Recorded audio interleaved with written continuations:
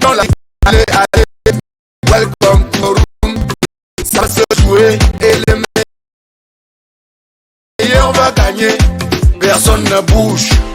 Assez manoron. C'est la fête au Cameroun. Gagnez, gagnez, welcome to Cameroun. Gagnez, gagnez, la fête au Cameroun. Gagnez, gagnez, welcome to Cameroun. Ici, là, dans le pays des lions indomptables, on met ça dedans, toujours dedans.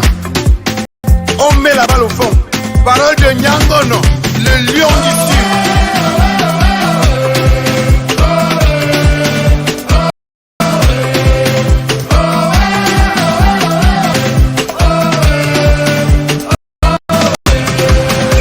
Le lion ne s'amuse pas.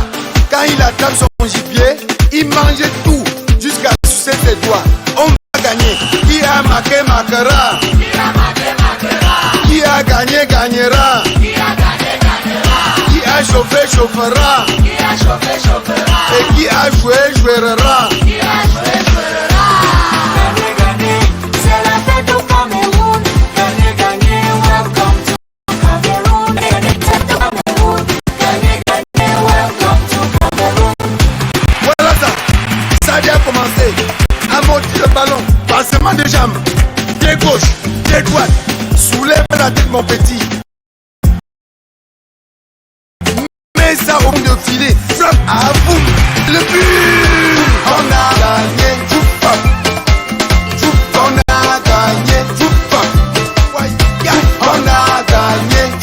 a gagné. On a gagné. On a gagné. On a gagné.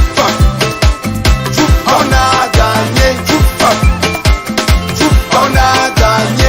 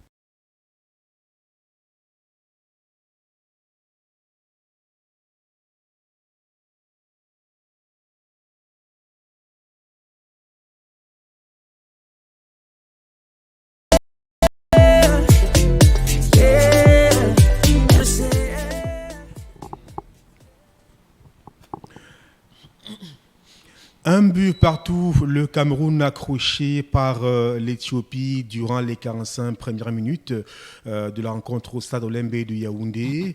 Le Cameroun qui évolue pour sa deuxième sortie dans la poule A. Alors, retour sur le plateau de ces foot Cameroun. Le quotidien, c'est bien évidemment le quotidien de la Coupe d'Afrique des Nations, la 33e organisée par le Cameroun. Nous sommes toujours en compagnie de notre consultant Yvan Kamboua. Alors, Yvan, un but partout, est-ce que vous vous serez attendu à ce scénario-là au vu du contenu proposé par l'Éthiopie pour répondre au Cameroun? Non, je pense que la physionomie de la première période, le score reflète la physionomie de cette première période. Personnellement, j'ai été surpris par cette équipe éthiopienne qui, dès les premières minutes, n'a pas eu peur. Elle est sortie nous chercher. Elle n'a pas eu peur de de jouer lorsqu'elle avait la balle, elle se débarrassait pas du ballon. On a parfois vu qu'en transition, elle nous a fait très très mal. Elle a d'ailleurs cadré beaucoup plus de tirs sur cette première mi-temps, 3, alors que le Cameroun n'a cadré que 2 tirs, alors qu'ils ont eu quasiment le même nombre de chances, 8 pour le Cameroun, 7 pour l'Éthiopie. C'est dit que c'est une équipe qui n'est pas venue dans cette rencontre-là en victime expiatoire et qui compte véritablement perturber cette équipe du Cameroun et jouer son coup à fond, même si j'estime quand même que dans l'attitude des Camerounaises, dans le déploiement, dans le comportement sur le terrain, on a un petit peu donné les ingrédients à cette équipe éthiopienne qui lui ont permis de prendre confiance au fil du match. Et on voit très bien que sur 2 ou 3 situations, ils auraient pu doubler la mise. Donc attention, j'espère que sur la seconde période, les choses vont être corrigées et que le Cameroun va montrer un meilleur visage. Et en parlant de comportement des Camerounais sur le terrain, on a eu le sentiment à un moment donné, durant la plupart de la première manche, que le milieu de terrain, que la défense était totalement coupée de l'attaque et qu'il y avait un milieu qui flottait carrément. Oui, je pense qu'on est un petit peu déséquilibré et désorganisé dans notre organisation défensive. On joue avec seulement 2 milieux de terrain dans ce match-là. Les 2 milieux de terrain sur des situations de jeu ont du mal à s'entendre sur qui fait quoi. Est-ce que c'est moi qui sors jouer plus haut? Est-ce que c'est Zambo? Est-ce que c'est Martin Ola? Du coup, dans cette perturbation-là, ça offre des espaces à cette équipe éthiopienne. Les rôles sont un petit peu confondus. On sait très bien pas Choupo-Moting joue comment. On a vu dans la disposition de départ Katoko Ekambi aligné dans l'axe de l'attaque, mais on l'a plus souvent retrouvé sur un côté. Est-ce qu'au cours du match, les consignes du coach ont demandé aux joueurs de passer plutôt dans une sorte de 4-3-3 avec 2 joueurs sur les côtés? On comprend pas très bien. C'est-à-dire qu'il manque de logique au niveau de l'organisation tactique de cette équipe du Cameroun, et les Éthiopiens en profitent bien. Il y a eu beaucoup de phases de jeu où on a vu l'Éthiopie à le ballon, le Cameroun recule. Moi, c'est un cliché qui personnellement m'interpelle. Je ne comprends pas comment on peut jouer à domicile contre une équipe qui naturellement nous est plus faible, mais on n'arrive pas à sortir presser cette équipe éthiopienne, justement parce qu'au niveau du milieu de terrain, ça manque de présence, ça manque énormément de présence. On a vu les Éthiopiens avec beaucoup d'espace dans notre milieu, ça circule, ça joue, on ne sort pas sur eux, les lignes sont un peu étirées. Heureusement que sur ces 2 situations en contre, on réussit à avoir le dernier geste qu'il faut pour ne pas concéder ce deuxième but, parce que pour l'instant, on n'a pas l'impression que le Cameroun est vraiment à domicile. On a l'impression que c'est un match qui se joue à l'extérieur, et dans le contenu, justement, les 2 équipes sont au coude à coude. Alors, est-ce qu'au vu de ce cafouillage au milieu de terrain qui ne permet pas aux Lions de se déployer de manière harmonieuse, il y a lieu de prédire ou alors d'envisager un remplacement tout go en tout début de seconde période, ou alors d'après vous, il faut encore patienter un tout petit peu? Les consignes vont être certainement données par le coach à la pause, et voir un peu au départ, dans les 15 premières minutes, si les consignes sont véritablement respectées et exécutées à la lettre pour que la rencontre puisse basculer à l'avantage du Cameroun qui, quelque part, doit s'imposer. Oui, je pense que j'ai d'ailleurs vu une équipe du Cameroun un peu à court de rythme sur certaines actions, et je pense que le fait justement qu'on soit dans l'incapacité d'imposer un pressing, ne serait-ce que médian, à cette équipe d'Éthiopie, témoigne, en suffit à mon avis, d'un manque de coffre sur le plan physique de cette équipe du Cameroun. Est-ce que c'est lié au fait qu'on n'ait pas encore vraiment digéré la préparation d'avant-compétition? Est-ce que c'est dû à la chaleur? Mais les 2 équipes jouent dans la chaleur, même si on peut estimer que 95% de l'équipe éthiopienne quand même évolue en Afrique. Dans tous les cas, ce sont des questions qu'il convient de se poser durant cette mi-temps. Mais je pense qu'avec ce même 11 de départ, on a les moyens de jouer différemment et de mieux jouer qu'en première période. Il suffit simplement de changer 1 ou 2 choses. D'abord, pour moi, je pense qu'on gagnerait à repasser avec une défense à 4 à plat. C'est ce qui nous a permis justement dans le match face au Burkina Faso de revenir dans le match et finalement s'imposer. On doit repasser avec une défense à 4. Faye Collins sur un côté, Nga 2 et Castelletto dans l'axe, Notolo de l'autre côté. Au niveau du milieu de terrain, on joue avec 2 assises défensives devant la défense. Zambo et Martin Ola doivent être consignés aux tâches défensives.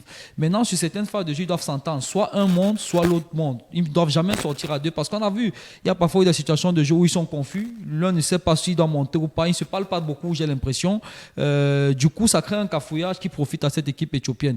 Maintenant, si on a choisi de jouer avec Choupo-Moting dans l'axe du milieu de terrain, qu'on le confine dans ce rôle-là et qu'il joue véritablement le rôle de courroie de transmission entre les milieux de terrain pour les sorties de balles et l'attaque pour alimenter les attaquants, et que Mominga Malo et Kal Toko Ekambi soient sur les côtés, parce qu'on a très bien vu que sur cette rencontre-là, Kal Toko Ekambi a carrément dézoné pour se retrouver sur un côté. Là, d'ailleurs, souvent permuté avec Mominga Malo, qu'on repasse à des fondamentaux tactiques simples dans lesquels les joueurs se retrouvent dans les dispositions tactiques qu'ils ont l'habitude de voir en club. Et à partir de ce moment-là, je pense que si on met un peu plus d'envie dans le jeu, dans ces configurations tactiques-là, on a les moyens d'aller chercher cette victoire face à l'Éthiopie. Alors, Yvan Kambo, avant de repartir du côté de Yaoundé, souhait, je vous le redemande, un souhait, est-ce que la physionomie vous interdit de faire un pronostic? Non, évidemment, je souhaite une victoire du Cameroun, et je pense d'ailleurs qu'on va s'imposer dans cette rencontre-là. Mais je souhaite simplement que sur cette deuxième mi-temps-ci, qu'on soit plus cohérent dans notre jeu, qu'on soit plus équilibré dans les différents compartiments de jeu, notamment le milieu de terrain et la défense, qu'on limite un petit peu les espaces à cette équipe éthiopienne, et que visiblement qu'on sorte les chercher un peu plus haut pour les empêcher justement de construire leur jeu à partir de la base. Et je pense que si on les étouffe un petit peu dans la construction de jeu, dans les sorties de balles, à un certain moment, forcément, ils vont nous offrir 2 ou 3 ballons sur des pertes de balles, sur des paniques, et on va pouvoir en profiter avec la qualité technique de nos attaquants. Merci Yvan Kamboua, vous restez avec nous. Nous, on repart du côté de Yaoundé pour vivre la seconde mi-temps de la rencontre entre le Cameroun et l'Éthiopie, comptant pour la deuxième journée dans la poule A. Il faut bien le préciser, 1 but partout. L'Éthiopie a accueilli le Cameroun à froid à la 4e minute. Le Cameroun a réagi par Kal Toko Ekambi à la 8e minute. On se retrouve après la deuxième partie de cette grande confrontation.